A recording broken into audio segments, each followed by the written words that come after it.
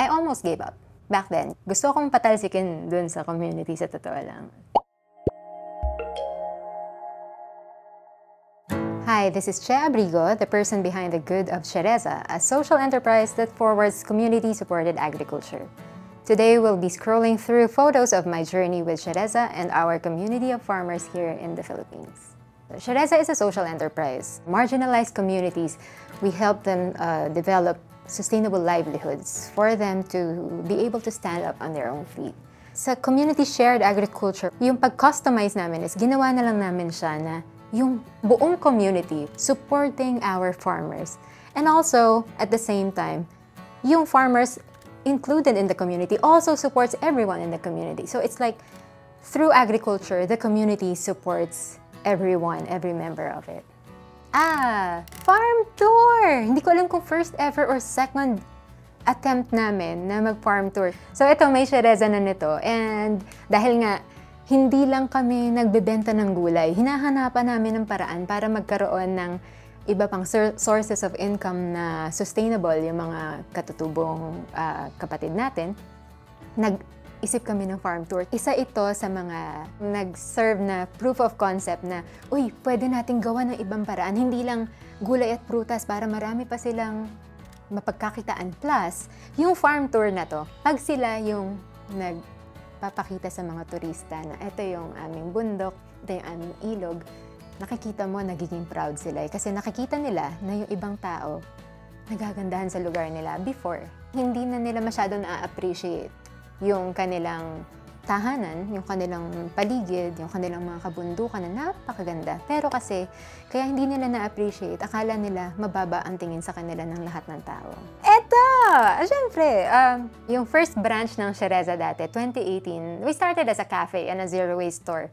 Pero siyempre, hindi pwedeng itayo tong cafe na to nang hindi makakabisita yung dahilan kung bakit itinayo yung cafe. So, in-invite ko yung mga katutubong dumagat natin sa Tanay at saka sa Antipolo. Sa likod nila, puro picture nila yon. So, nung nakita nila, oh, tayo to Parang, talagang tayo pala yung ina-advertise ni ma'am. Bago kami nag-close ng pandemic as a cafe, puro yung main ingredients, products nila. So, kuwari gabi, isa-showcase namin yon as a medyo sophisticated dessert like taro munchkins.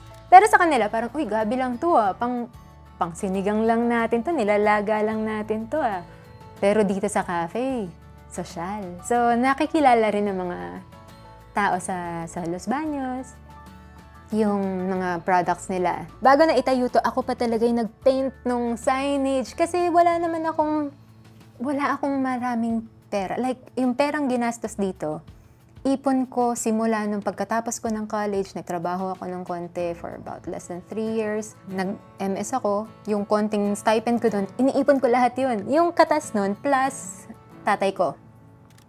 Kung wala tatay ko na hindi siya sumuporta sa akin dito, walang Cereza. So, yun lang, yung ipon ko at saka yung sa tatay ko, yun lang yung pinagkakasya ko para maitayo to. Nung makita mong sobrang saya at proud na proud yung mga tao, mga kapatid natin na dahilan ng pagtayo nito. So, yun talaga yung feeling. Hindi ko ma-explain in one word. Nanay Baby. Si Nanay Baby ang aking nanay sa Sierra Madre. Si Nanay Baby ay kapatid ni Tatay Abner. Si Tatay Abner yung chieftain ng Daraitan nung unang tapak ko dun sa lugar, 2016. Si Tatay Abner ang unang naniwala sa proposal ko sa kanila na, Tay Abner, pwede bang magtayo tayo ng kabuhayan na pagtatanim? Kasi alam nyo na yung kung paano magtanim, di ba? Maraming hindi naniwala. Mas marami. Naku po, ang pinagdaanan ko bago sila makumbinsi na nandun ako para tumulong. Hindi ako nandun para manamantala. I almost gave up. Back then, gusto kong patalsikin dun sa community sa totoo lang. Pero si Tatay Abner, Che, kilala kita. Basta ako'y nabubuhay, itutuloy natin yung project na to. Pero he passed away June 5, 2018. Si Nanay Baby ang sumalo sa akin. So, one of the main reasons why I'm still here and we're still in Daraitan is Nanay Baby. Ano po yung pakiramdam na parang kino-consider ka na talaga ng family there na like community pakiramdam. Sobrang hirap ng ginagawa namin. Kahit tanungin mo si Kesha. Tama, dalawa lang kami. Ako nagdadrive, siya taga-buhat. Seryoso! Tuwing babalik kami doon linggo-linggo ni Kesha, tuturing kaming parang binabalikan namin yung pamilya namin doon. Kita mo na hindi lang sila lumalabas dahil nandyan ka para bilang bisita. Lumalabas sila dahil laging may dalang pag-asa na, oh, ito na yung mga kalakal, ito na yung bayad sa kalakal last week.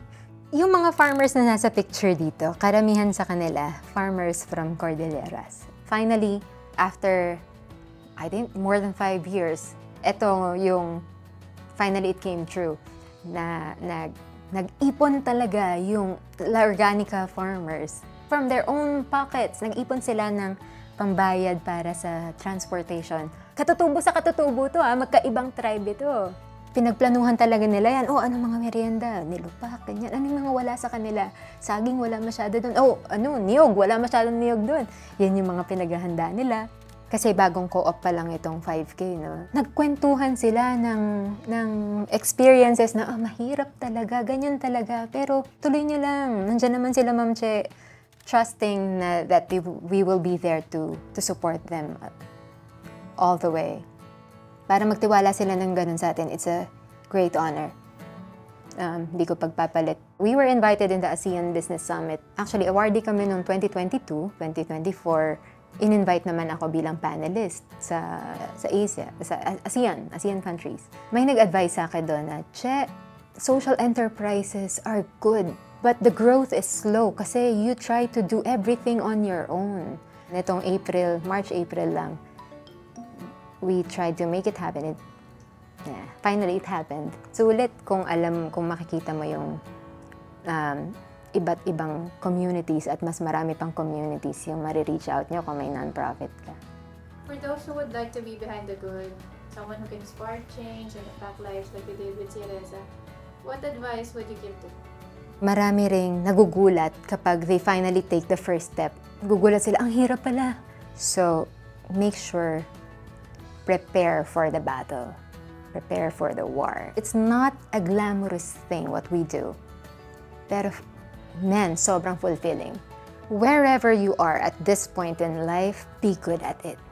Try to be good at it. And look for the good around you. Look for the small things. Sa mga tao sa paligid mo, sa mga nangyayari, kahit sa mga nadadaanan mo, hanapin mo yung mabuti, kung anong magagawa mong mabuti. Magsimula kayo sa ganun. So once again, this is Che Abrigo and this is the story behind the good of Cereza.